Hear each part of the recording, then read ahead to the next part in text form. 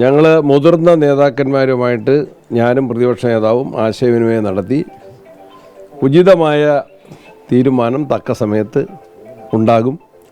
അങ്ങനെ തീരുമാനമുണ്ടായാൽ ഞങ്ങൾ ഔദ്യോഗികമായിട്ട് അറിയിക്കും. അഭ്യൂഹങ്ങൾക്ക് യാതൊരു അടിസ്ഥാനവുമില്ല. കോൺഗ്രസിലെ വനിതാ നേതാക്കളടക്കം രാഹുൽ മാങ്കൂട്ട് MLS രാജിവെക്കുന്ന എല്ലാ അഭിപ്രായങ്ങളും പരിഗണിച്ച് ഉചിതമായ തീരുമാനം അതിൻ്റെതായ സമയത്തെടുക്കും. അത് തീർത്തും പറയാൻ പറ്റാത്ത അല്ലെങ്കിൽ രാജിയില്ല എന്ന് ഉറപ്പിച്ച് പറയാൻ പറ്റില്ല എന്നുള്ളതുകൊണ്ടാണ് ഇങ്ങനെ ഒരു പ്രതികരണം നടത്തുന്നത്.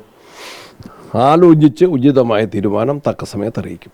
ഈ മുതിർന്ന നേതാക്കളുടെ ഭാഗത്തു നിന്നൊക്കെ വരുന്ന ആവശ്യം തന്നെയാണ് രാജ്യം. എല്ലാ നേതാക്കന്മാരുമായിട്ട് അവരുടെ അഭിപ്രായങ്ങൾ പരിശോധിച്ച് പരിഗണിച്ച് ഉചിതമായ തീരുമാനം.